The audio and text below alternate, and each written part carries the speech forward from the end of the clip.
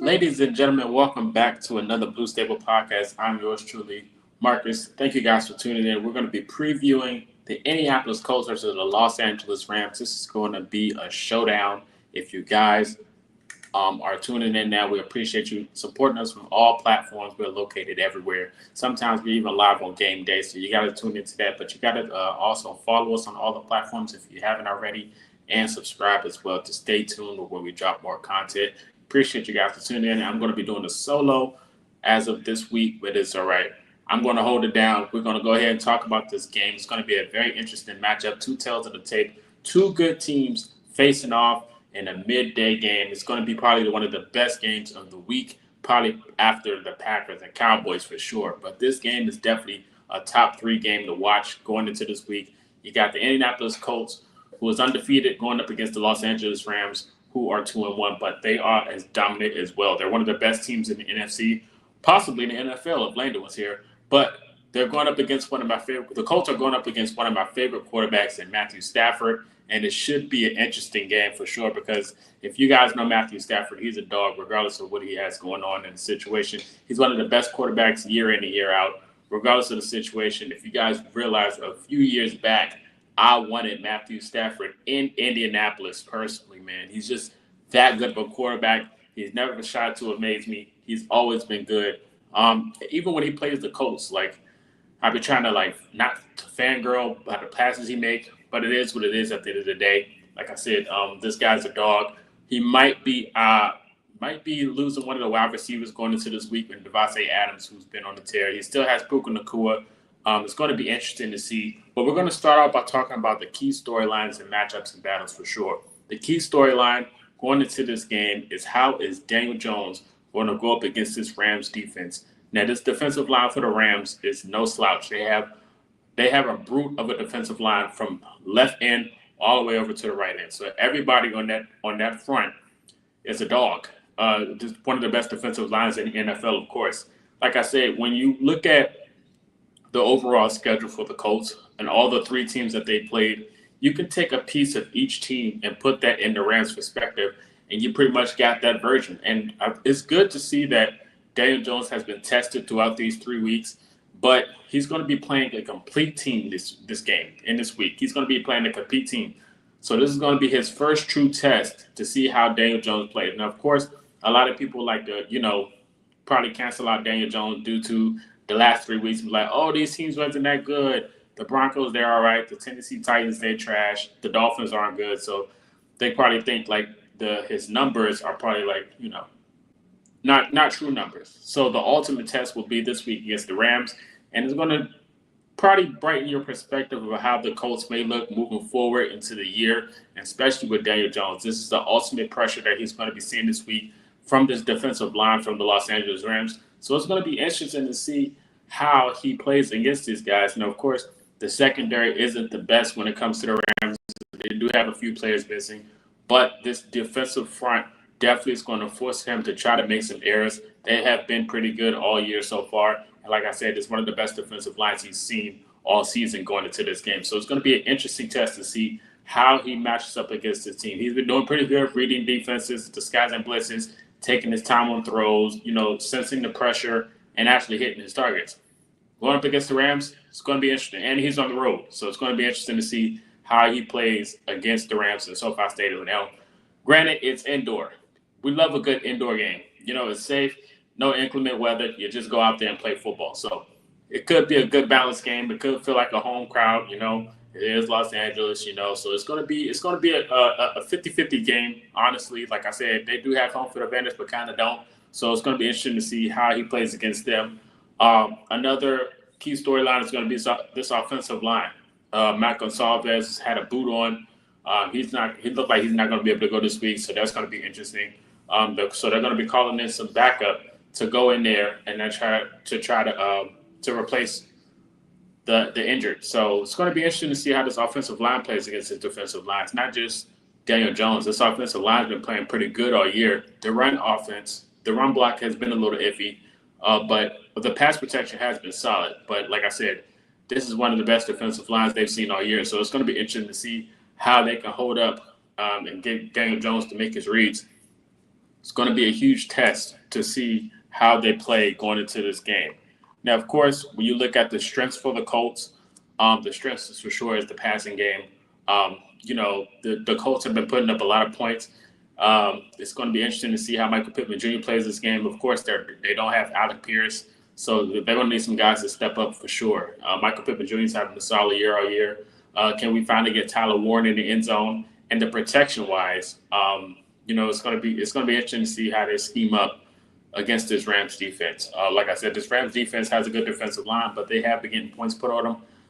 But it's going to be interesting to see how that works going forward.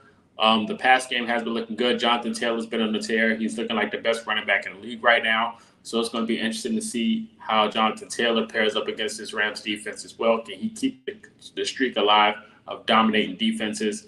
He could be on an MVP run, for all I know. So he's been dominating all year, so it's going to be interesting to see how he does against this Ram defense as well. So like I said, the strengths for sure is Jonathan Taylor, Michael Pittman Jr., and honestly, Daniel Jones for this matchup against the Rams. We look at the Rams strengths for sure. It's got to be Kyren Williams. He has to be the number one guy to identify on this offense for the Rams. Sleeper year, but he's been very productive. Most of the workload is coming from Kyren Williams, so it's going to be interesting to see how he goes. Besides him, of course, Matthew Stafford. Matthew Stafford reads defenses like a book. He's a mastermind. You can never count him out of a play. Of course, we've seen flashes of Cam Ward and Bo Nix, of what they do under pressure and how they can escape out of that. Even Tua with his quick reads.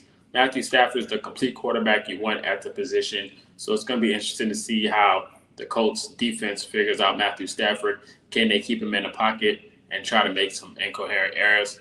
Of course, like I said, he might be lacking on wide receivers, but the wide receiver room from the Rams is very underrated. I think they have one of the best rooms in the league, especially going up against the Colts. This is going to be the ultimate test for the secondary that we know that the Colts are lacking. So it's going to be a huge test for them to see how they can stay composed against the firepower for the Rams. Now, of course, the Rams don't put up a lot of points, but they can do a lot of damage for sure. So this is something you can't take lightly when you go into this game against the Rams for sure. The Rams offense, like I said, is very polished, very clean. Of course, they scheme up a pretty good scheme with Stafford. So it's going to be a show for sure. Can it be a high-scoring game? Absolutely. Both defenses definitely have flaws, but both of these offenses for both teams are picture perfect in my eyes. So both of these offenses are really good. It's going to be a good game to watch. It's going to be nervous. I'm going to be nervous on the edge of my seat watching this game for sure. But at the end of the day, like I said, it's going to be a good game at the end of the day, more than less. Going into the injury notes, like I said, for the Rams, they're going to be without Rob Havenstein. He's questionable to my play. He's practicing. He practiced it on Friday, so it looked like he's going to be good to go. Devontae Adams, he might play as well. Even though he was limited today in practice, but he looks like he's going to go. Like I said, they got Steve Avila playing. The offensive line is going to be playing. The only guys questionable, we're just going to go with the questionables. Rob Havenstein, Devontae Adams, Colby Parkinson, and Tyler Higbee. All of those guys are questionable. Everybody else, I'm pretty sure, is going to be bound to play this week. And for the Colts, of course, we don't have Alec Pierce. We already know that. Alec Pierce is not playing. We got DeForest Buckner. He's questionable, but we know DeForest Buckner, he barely practices anyway. It's DeForest Buckner. He's going to play, so that's no question. Anthony Gould's questionable. Pretty sure he's going to play. Kenny Moore is out. Alec Pierce is out. And Matt Gonsalves. 3 guys that you need for sure. It's definitely an impact players. It's going to be interesting to see how they can adjust going into this week. Like I said, this is a huge test. And, the vets are going to have to step up. They're going to have to step up this game. Of course, the last few weeks, they were a little light. Of course, the Colts putting up a lot of points. But this test, for sure, you're going to need everybody to step up this play. A.D. Mitchell, got to step up. Josh Downs, got to step up this week. No Alec Pierce. You don't have those bombs down the field. He's the go-to guy when it comes to those go route situations, jump ball situations. So A.D. Mitchell might give him a few more reps in my eyes. I think Josh Downs can be due for a really solid game. He's been under the radar for a lot this year. But Josh Downs can definitely be my prediction to have a very solid game. Michael Pittman Jr., that's no question. He is always available. He's just a dog. But Josh Downs is my prediction to have that go-to game this week against the Rams. it's going to be interesting to see how that works. And of course, with Mike Hilton being available without Kenny Moore, he's another guy that's going to have to step up to that plate. The Rams offense, I'm pretty sure they're going to try to pick on Howard and Mike Hilton. Mike Hilton just got added to the roster due to Kenny Moore's injury.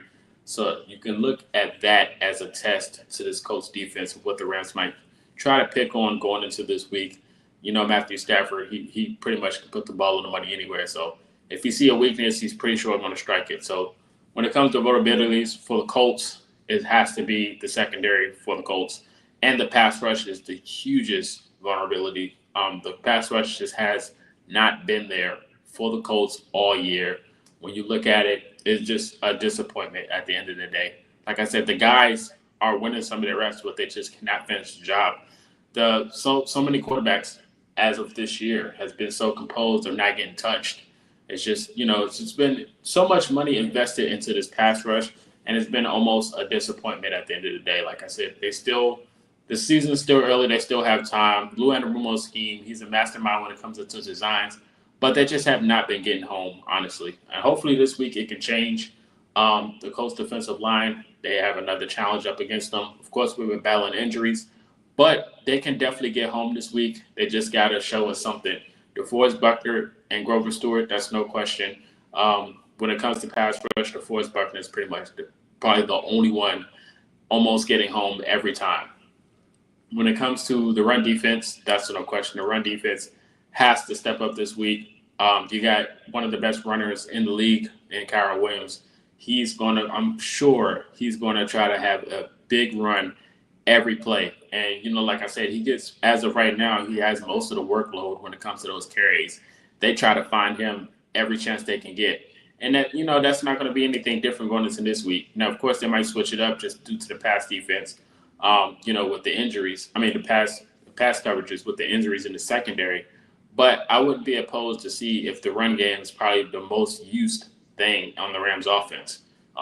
Because, like I said, they've been doing it all year so far. So I'd be surprised if they switch it up and get more pass heavy. Of course, it's still early in the season, so anything may change. Anything may be subjected to change. But honestly, like I said, Williams has been getting a lot of reps this year so far for the Rams, so I don't think it'll be anything different.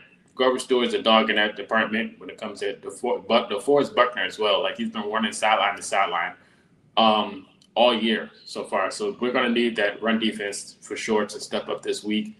Going up against the Rams, they're run heavy. They're pretty balanced, but I think they run more than throw going into this game. So it's going to be interesting to see how the run defense plays against this Rams offense and the Rams running game. So it's going to be interesting to see how that works going into it. But like I said, the pass rush is one of my biggest worries going into this week, because if we don't get any, it's going to be a long day for the Colts. And of course, when it's a bad week in the Colts social media world, it's not a good week to be on social media, because everyone just draw these conclusions and these statements how at first they are going to be rooting for the Colts and how they can make the playoffs and things of that nature. But then when they play a true team like the Rams and they pretty much lay an egg, it's gonna start a whole riot in the situation. So it's never a good day, never a good week when the Colts wind up getting embarrassed, especially on an almost like primetime game against the top team. So we're going to need the pass rush to step up this week. That's pretty much no question. The run defense is going to have to step up this week as well, like I said, because they can definitely pick you apart in the run game if they do see like some holes. So it's going to be interesting, like I said. The secondary, with no Kenny Moore, I do trust Charvarius Ward, but he's not going to be able to guard everybody. So they're going to have to step up. Mike Hilton, I'm going to need him to step up this week as well. I'm not asking for a lot. I'm asking for a little bit. Just maybe 50%. We just need you to do something. Hopefully we can get a Cam Bynum interception this week. If you guys watch all the other pods and those guys like Cam Bynum and them and the Josh Downs podcast, they were talking about the fake crowd on third down situations and how the crowd's not usually turn what they used to. Just trash talking. So that should be interesting to see how they come out this week. When you go on a win streak and your confidence is up there, you can just say whatever you want. So hopefully they don't get hit in the mouth in this situation. Like I said, vulnerabilities is definitely pass rush and the secondary going into this week. So I'm usually going to be really worried about the defense going into this week. The offense, I think they pretty much can hold themselves, even though they're going up against a very top tier defensive line. I think the offense is going to be fine. They just have to get in the red zone and score. We don't see a lot of red zone touchdowns as of late with this team, no matter how good they're actually playing and points they're putting up.